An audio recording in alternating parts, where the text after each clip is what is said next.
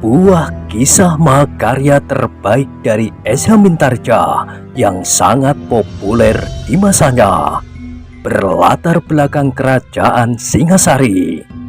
Dengan bangga kami persembahkan kepada sahabat Permata TV tercinta semuanya, dengan judul Kisah Pelangi di Langit Singasari.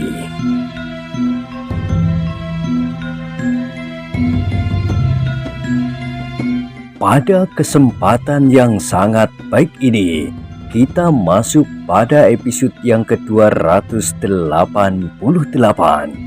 Selamat menikmati.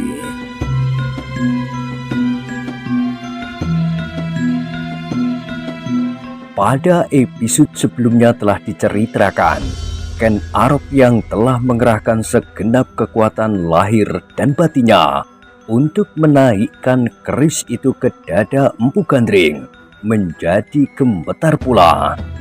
Dengan tajam dipandanginya, empu tua yang masih saja duduk di tempatnya menahan pedih di dadanya.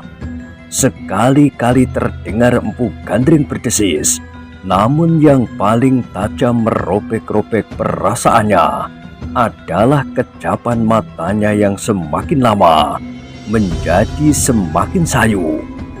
Tiba-tiba Ken Arok itu bertiarap di depan Empu Gandring yang telah menenggang nafas itu. Dengan suara tertahan-tahan, ia berkata, Tidak, itu tidak boleh terjadi." Empu Gandring mencoba menarik nafas dalam-dalam. Setiap hembusan nafasnya telah mendorong darahnya untuk meleleh dari lukanya. "Ampunkan aku, Empu. Ampun." Ken Arok merengek seperti kanak-kanak yang ditinggal ayahnya pergi merantau. "Aku tidak menginginkannya. Itu bukan maksudku." Empu Gandring mengangguk-anggukkan kepalanya perlahan-lahan. Dengan sisa tenaganya ia menghentakkan keris itu dari dadanya. Demikian ia berhasil mencabut keris itu. Maka darahnya pun menjadi semakin banyak mengalir dari lukanya.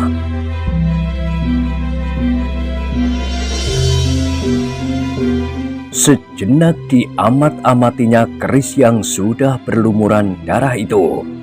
Tetapi matanya yang menjadi semakin kabur telah tidak lagi dapat melihat 3 buah bintik yang asing baginya, meskipun ialah yang telah membuat keris itu.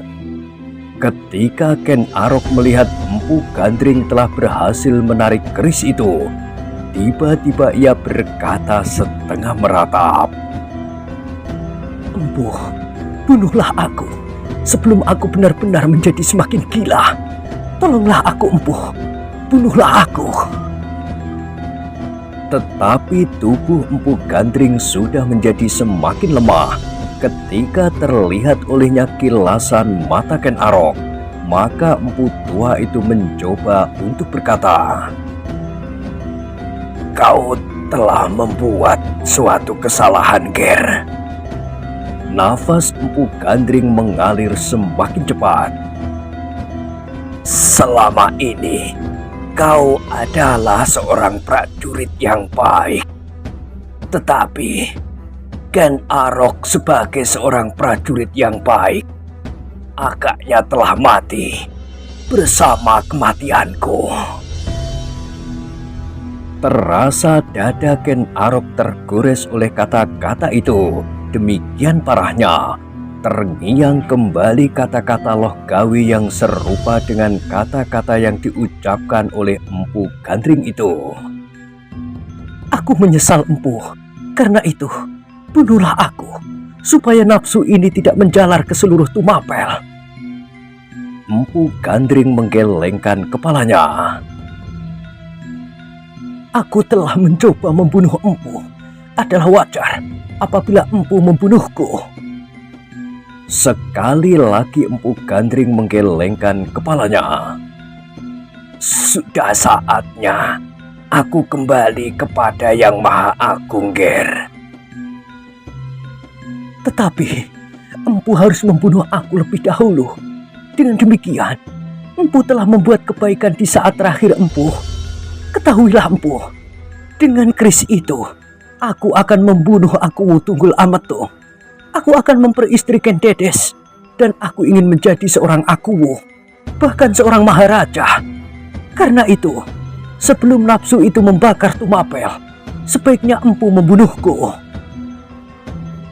Wajah Empu Gandring menjadi semakin pucat, tenaganya menjadi semakin lemah, sehingga keris di tangannya itu pun terkulai di atas tikar yang menjadi kemerah-merahan oleh darahnya. Angger Ken Arok.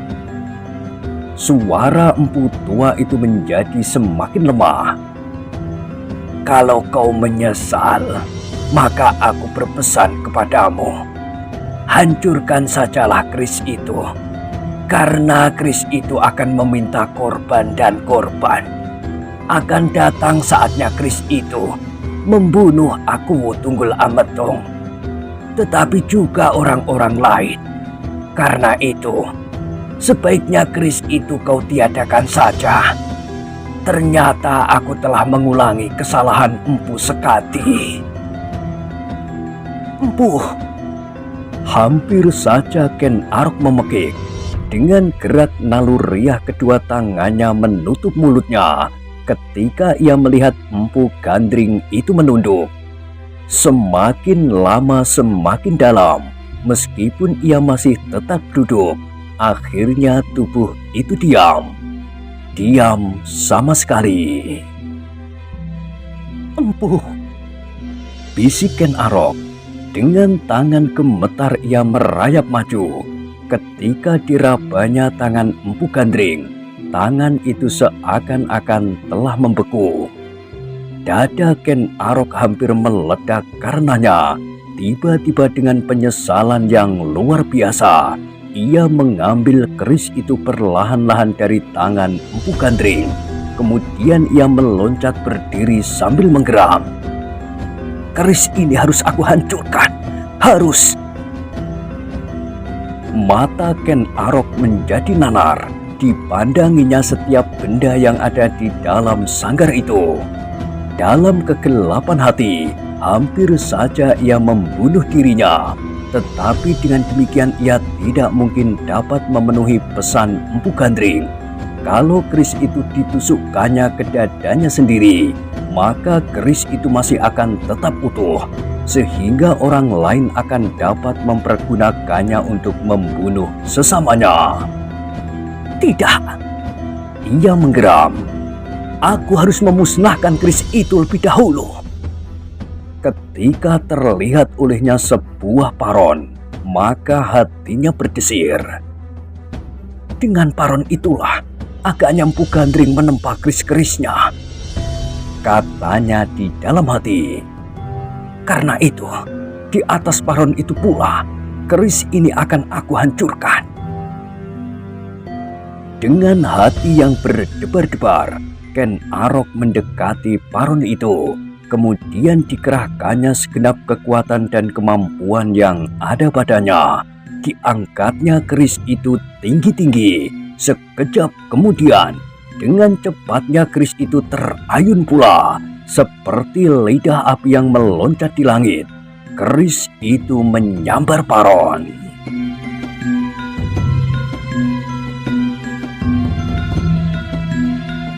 Ken Arok merasakan tangannya menjadi pedih. Terdengar benturan yang dahsyat sekali, dan ia melihat bunga api memercik. Tetapi tiba-tiba matanya terbelalak.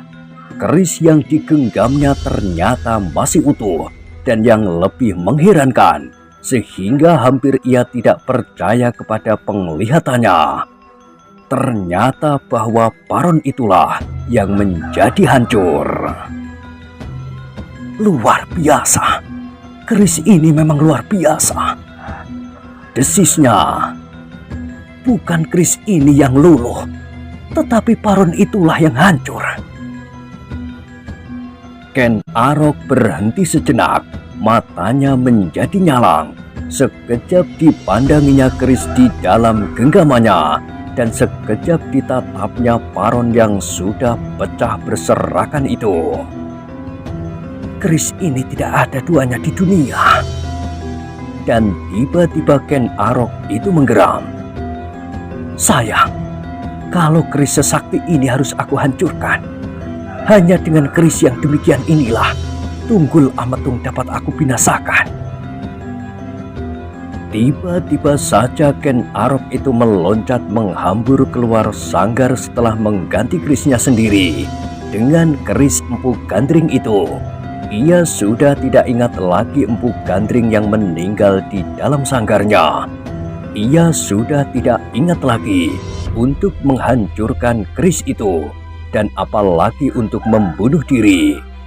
Ditutupnya pintu sanggar itu rapat-rapat. Kemudian seperti tidak pernah terjadi sesuatu, ia berjalan ke pintu regol. Ia masih melihat Cantrik yang memegangi kendali kudanya. Bahkan ia duduk di pinggir regol bersama seorang kawannya, seorang Cantrik yang lain. Ketika terlihat oleh mereka prajurit yang menitipkan kuda itu, maka mereka pun segera berdiri. Ken Arok tersenyum, diterimanya kendali kudanya. Katanya, "Aku akan segera kembali ke Tumapel. Tugasku masih cukup berat. Terima kasih kalian telah menjaga kudaku." "Terima kasih kembali," jawab Cantrik itu. "Apakah Tuan sudah bertemu dengan Empu?" "Sudah, aku sudah bertemu. Persoalanku sudah selesai." Cantrik itu mengangguk-anggukkan kepalanya, namun ia masih bertanya, "Tetapi, kenapa Tuan begitu tergesa-gesa?" Ken Arok tertawa. "Sudah aku katakan, tugasku masih banyak, terlampau banyak. Sebagai seorang prajurit pengawal istana dan pengawal Akuwu, aku harus selalu berada di samping Akuwu, hampir dalam segala hal." "Oh," Cantrik itu mengangguk-anggukkan kepalanya. "Sudahlah, aku minta diri." "Silahkan." Ken Arok menuntun kudanya keluar regol, namun belum lagi ia meloncat naik. Tiba-tiba ia mendengar lamat-lamat derap seekor kuda berlari kencang, semakin lama semakin dekat. "Siapa?" Dadanya berdesir, namun ia tidak mau terlambat. Siapapun yang datang, ia tidak boleh lengah. Kalau orang yang datang itu sudah mengenalnya, maka semua rencananya akan rusak. Apalagi kalau orang yang datang itu tidak mampu dibinasakannya. Dengan demikian maka segera ia meloncat ke punggung kudanya. Tanpa berkata sepatah kata pun lagi, maka kudanya pun segera berpacu menjauh. Ken Arok menyadari bahwa ia harus memilih jalan sehingga ia tidak akan berpapasan dengan kuda yang mendatang itu.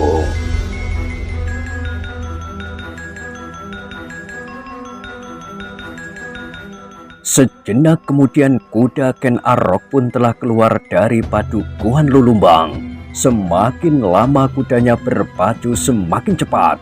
Seandainya kuda yang datang itu kemudian memasuki padepokan Empu Gandring dan mengetahui apa yang telah terjadi, maka kudanya sendiri sudah menjadi sedemikian jauhnya sehingga tidak mungkin akan terkejar. Dalam pada itu, kuda yang mendatang itu pun menjadi semakin dekat pula. Cantrik yang baru saja menyerahkan kuda Ken Arok masih berdiri di samping regol. Sejenak mereka saling berpandangan, dan sejenak kemudian salah seorang dari mereka berkata, "Siapa lagi yang akan datang? Bukankah kita di sini tidak biasa menerima tamu di malam hari?" Kawannya menarik nafas dalam-dalam, tetapi mereka menunggu saja di muka regol. Kalau kuda itu benar-benar mendatangi padepokan Empu Gandring. Ternyata dugaan mereka benar. Sejenak kemudian mereka melihat seseorang berhenti di depan regol, kemudian menuntun kudanya memasuki halaman. "Siapa?" bertanya cantrik yang masih berdiri di sisi regol. Orang itu agaknya terkejut. Jawabnya, "Hei, kalian masih berada di halaman? Karena itu aku melihat regol itu masih terbuka." "Iya, baru saja aku mengantarkan seorang tamu.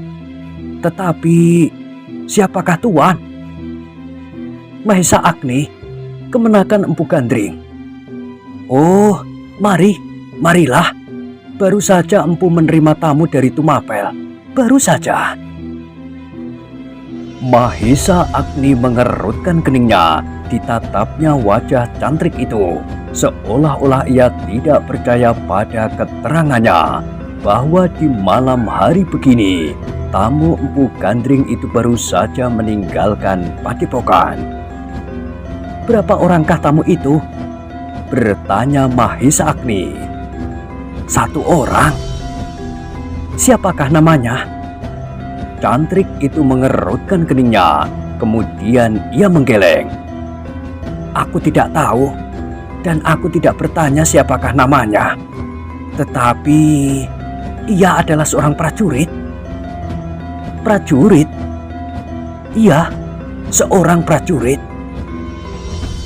Mahesa Agni mengangguk-anggukkan kepalanya, kemudian katanya, "Baiklah, aku akan bertanya kepada paman, siapakah tamunya itu?" "Silakanlah." Mahesa Agni pun kemudian menuntun kudanya melintasi pendopo, kemudian mengikatkannya pada sebatang pohon di depan gandok. "Empu berada di sanggarnya," berkata salah seorang cantrik yang mengikutinya di belakang. "Di sanggar itu pula Empu menerima tamunya." "Baiklah," sahut Mahesa Agni yang segera pergi ke pintu sanggar.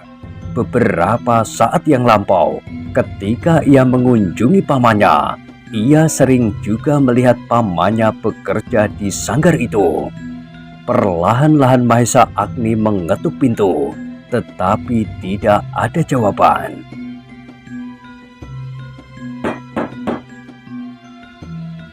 "Apakah paman sudah tidur?" desisnya.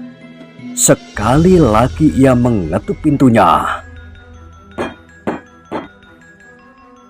Sekali lagi dan sekali lagi, namun sama sekali tidak terdengar jawaban. Mahesa Agni menjadi heran. Seandainya Empu Gandring sudah tidur sekalipun, ia pasti akan terbangun. Apalagi ketukan pada daun pintu yang sedemikian kerasnya. Sedangkan desir langkahnya pun pasti sudah didengarnya. Karena itu, dadanya pun menjadi berdebar-debar.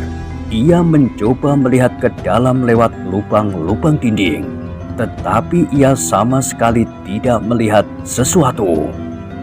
Dalam kegelisahan, Mahesa Agni mengetuk sekali lagi, lebih keras. Tetapi masih juga tidak terjawab. "Mungkin paman telah masuk ke dalam," gumamnya. Namun tanpa disadarinya, tangannya mendorong pintu lerek itu ke samping. Hatinya berdesir ketika ternyata bahwa pintu itu tidak dikancing. Mahesa Agni menarik nafas dalam-dalam. Sanggar itu tampaknya terlampau sepi. Perlahan-lahan Mahesa Agni naik ke tangga dan melangkahi telundak pintu. Tiba-tiba serasa darahnya berhenti mengalir. Ia melihat Empu Gandring duduk sambil menundukkan punggungnya, seakan-akan sedang mencium lututnya. "Paman!" Hampir saja ia berteriak. Dengan sekali loncat, Mahesa Agni telah berjongkok di samping pamannya.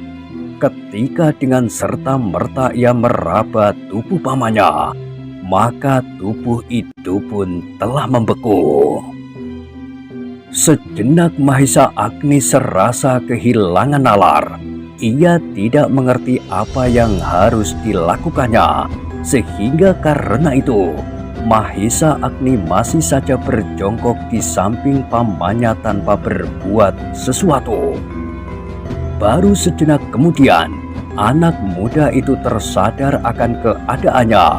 Perlahan-lahan ia berdiri, kemudian dipandanginya setiap sudut sanggar itu. Matanya seolah-olah tanpa berkedip mengamat-amati setiap benda yang ada di sekitarnya. Tatapan matanya itu pun kemudian membentur kepingan-kepingan paron yang tergolek di lantai. Dengan tegangnya diamatinya kepingan itu sambil bergumam. Apakah yang telah memecahkan paron ini? Hanya senjata yang pilih tanding sajalah yang dapat membelah bungkalan baja pilihan ini. Dan senjata yang demikian itu tidak akan banyak jumlahnya. Nafas Mahesa Agni menjadi terengah-engah. Kembali ia berjongkok di samping pamannya itu. Terlihatlah kini olehnya darah yang sudah membeku ditikar di arah bawah dada pamannya. Darah itu tidak begitu banyak, sebagaimana luka-luka yang lazim menembus dada.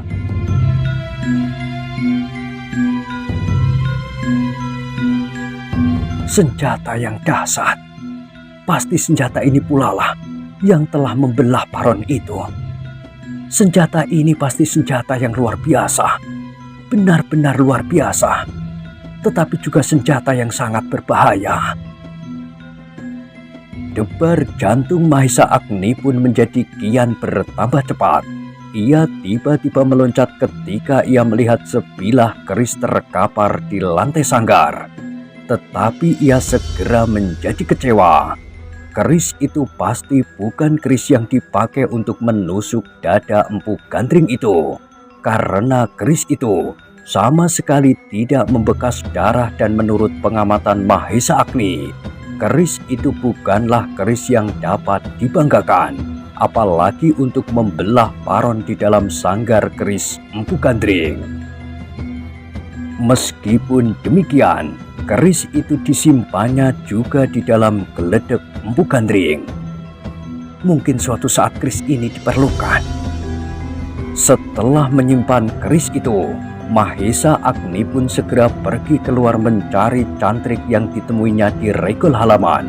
Kemudian digandengnya cantrik itu pergi ke sanggar Empu Gandring.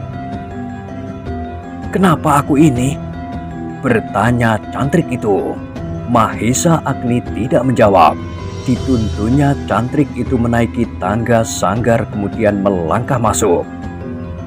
"Lihat apa yang terjadi dengan Empu Gandring."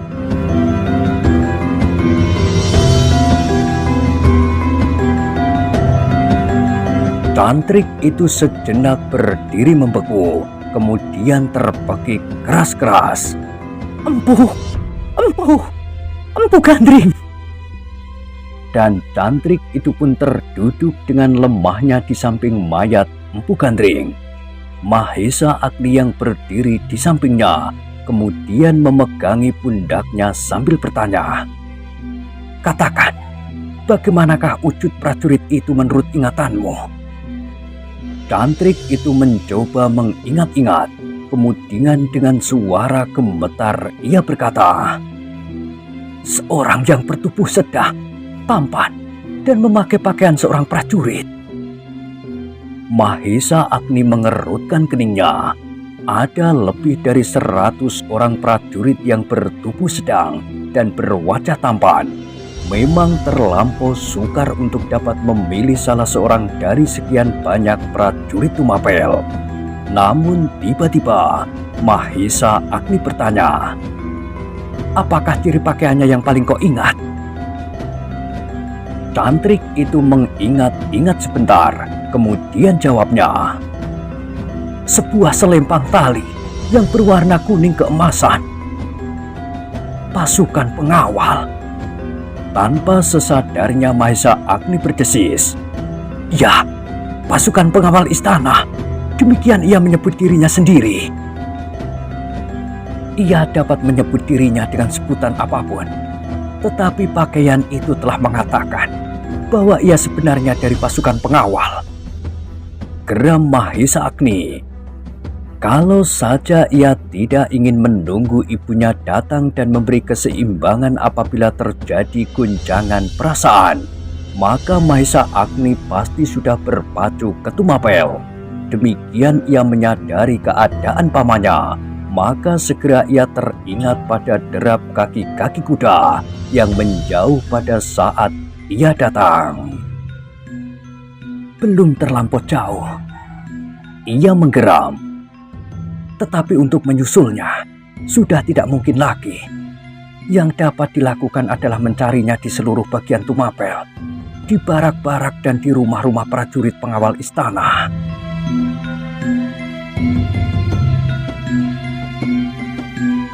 Namun Mahesa Agni tidak dapat segera pergi. Ia tidak sampai hati membiarkan ibunya sendiri menghadapi keadaan pamannya. Karena itu, maka betapapun desakan di dalam dirinya untuk segera berpacu ke Tumapel, terpaksa ditahankannya sampai keadaan ibunya menjadi bertambah baik. Karena itu, dengan gelisah Mahesa Agni menunggu ibunya di dalam hiruk pikuk para cantrik dan endang, keluarga terdekat Empu Gandring dan orang-orang yang bergaul setiap hari. Mereka menyesal tiada taranya bahwa hal itu terjadi, apalagi cantrik-cantrik yang terdekat. Cantrik yang memegangi kuda Ken Arok merasa bahwa ialah orang yang paling bersalah. Kenapa ia tidak bertanya siapakah nama tamu itu, dan kenapa dibiarkannya Empu Gandring menemuinya seorang diri? Padahal kehadiran tamu yang tidak pada waktunya itu sudah harus menumbuhkan kecurigaan padanya. Tetapi semua sudah terjadi. Mereka hanya dapat menyesal dan menyalahkan diri sendiri.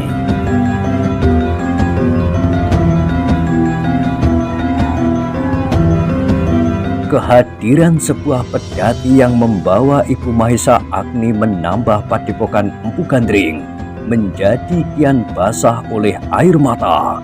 Seperti terperas dari pelupuk matanya, perempuan tua itu menangis sejadi-jadinya. Sekian lama mereka berpisah, dan kesempatan yang terakhir, perempuan tua itu hanya dapat melihat mayatnya yang telah terbujur tidak bergerak. Padepokan Lulumbang benar-benar sedang disaput oleh kepedihan. Ketika orang-orang Lulumbang sudah dapat mengatur perasaan mereka dan jenazah Empu Gandring telah mulai dibersihkan untuk diselenggarakan sebagaimana seharusnya, maka Mahesa Agni tidak dapat menahan diri lagi.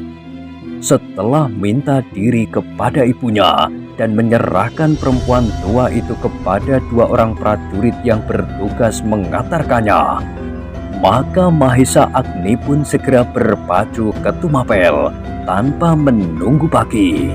Dalam remang-remang cahaya kemerahan fajar, Mahesa Agni dengan dada yang berdebar-debar berusaha untuk secepat-cepatnya sampai ke Tumapel. Apapun yang akan dihadapinya tidak dihiraukannya. Bahkan di punggungnya pun telah terselip sebilah keris yang diambilnya dari sekian banyak perbendaharaan keris pamannya. Dan keris itu adalah keris yang sering dipakai langsung oleh pamannya sendiri. Sebilah keris yang besar yang bersilang di punggungnya. Terasa oleh Mahesa Agni betapa kudanya berlari terlampau lambat, seolah-olah sengaja bermalas-malasan, sehingga berkali-kali Mahesa Agni terpaksa mencambuknya. Namun bagaimanapun juga ia berusaha, kecepatan lari kudanya itu pun sangat terbatas. Tetapi betapapun lambatnya, namun Tumapel semakin lama menjadi semakin dekat, sehingga dada Mahesa Agni pun menjadi semakin berdebar-debar. Ia hanya berhenti beberapa kali untuk memberi kesempatan kudanya minum air dan beristirahat sejenak. Tetapi ia sendiri sama sekali tidak bernafsu untuk makan dan minum. Yang menyesak di dadanya hanyalah kemungkinan untuk dapat menemukan orang yang membunuh pamannya. Paman pasti dibunuh dengan cara yang paling curang. Agaknya paman sama sekali tidak mendapat kesempatan untuk membela diri. Betapapun saktinya seseorang, tetapi paman Empu Gandring adalah seorang yang pilih tanding. Seandainya beberapa orang sekaligus datang kepadanya, tidak mungkin mereka dapat membunuh paman dengan begitu mudahnya. Apabila paman memang menyadari bahwa ia sedang diancam bahaya. Karena itulah, maka kemarahan di dada Mahesa Agni menjadi semakin mendidih. Seandainya pamannya terbunuh dalam perang tanding yang jujur, ia tidak akan berbuat apapun juga. Tetapi yang dijumpainya adalah lain. Pamannya dibunuh dengan cara yang sangat licik.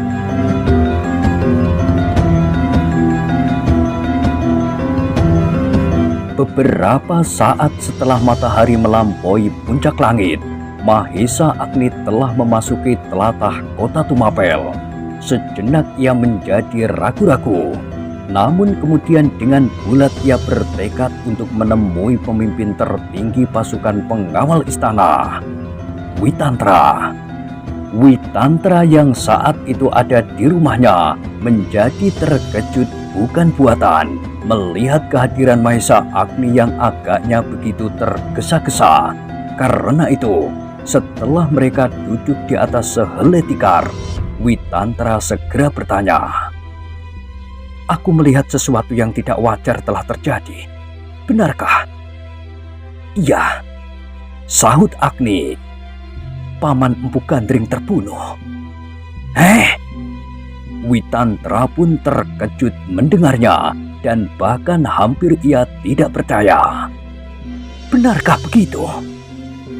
"Aku baru datang dari padepokannya," jawab Mahesa Agni. Sejenak Witantra terdiam, tetapi terjadilah pergolakan yang dahsyat di dalam dirinya. Meskipun Empu Gandring tinggal jauh dari Tumapel, namun persoalannya agaknya memang bersangkut paut dengan kekisruhan yang dilihatnya di istana Tumapel kini. "Apakah kau tahu siapa yang membunuhnya?" bertanya Witantra kemudian. Mahesa Agni menarik nafas dalam-dalam. Dengan ragu-ragu ia menjawab, "Aku tidak mengetahui dengan pasti, tetapi para cantrik yang melihatnya dapat menyebutkan orang yang baru saja datang ke padepokan itu sesaat sebelum Empu Gandring terbunuh. Ketika orang itu pergi, maka Empu Gandring terdapat telah terbunuh di dalam sanggarnya." "Siapa?" "Seorang prajurit Tumapel." "Hanya begitu?" "Prajurit itu memakai ciri khusus, sebuah selempang tali yang berwarna kuning keemasan." Mata Witantra terbelalak. "Pengawal istana?" "Begitulah menurut para cantrik yang melihatnya." Witantra merenung sejenak. Pergolakan di dalam dadanya menjadi semakin ribut. Kalau yang terbunuh itu bukan seorang Empu Gandring, maka persoalannya tidak akan begitu berat baginya.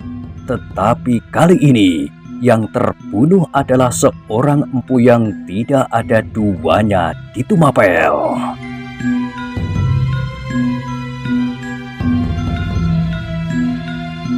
Nah, bagaimanakah kisah selanjutnya? Silahkan ikuti terus kisah Pelangi di Langit Singasari pada episode berikutnya. Sampai jumpa.